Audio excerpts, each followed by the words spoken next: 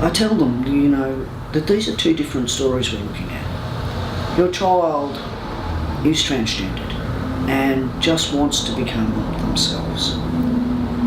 But you're their parent, and when you held this baby in your arms all those years ago, you had plans for it. It's wedding, it's schooling, it's, in lots of ways you planned all these lovely things that were going to happen for your child. One of them wasn't that they were going to become the opposite of what you were now holding in your arms. So for parents there's grief, that they're losing something, but there's also this feeling for mums especially that they've done something wrong. What did I do wrong that made this happen to my child?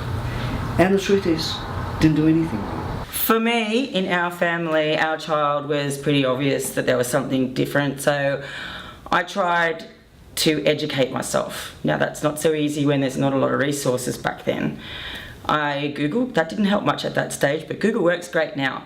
And so I found the best thing for us was to listen to older people's stories. They're people that had walked the walk and lived the life and had been through whatever they had been through in their stories, in their journeys, and what they had been through and what I did and didn't want for my child, and that educated me and forced me to seek out help.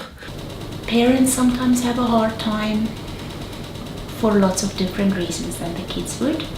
Some parents feel like they've always known their kid is wired a certain way, and for some parents it hits them like a truck.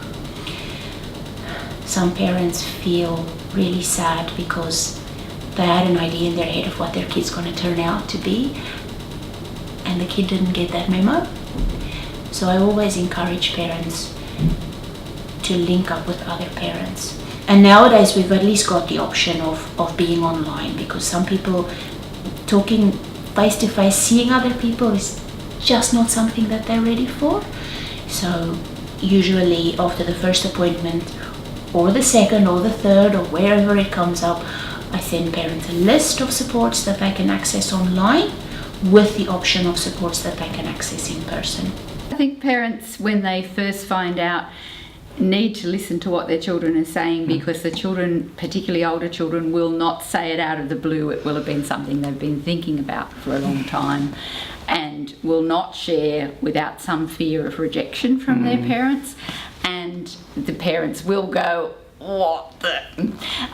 And then need to look at what they can do to support the children. And what they can do to support the children is to find support for themselves to a large extent, to find education, to find information, to find other parents who are in the same situation. So I know you might be worried or scared, but your child has been incredibly brave to come to you about this, and all they want right now is your love and support.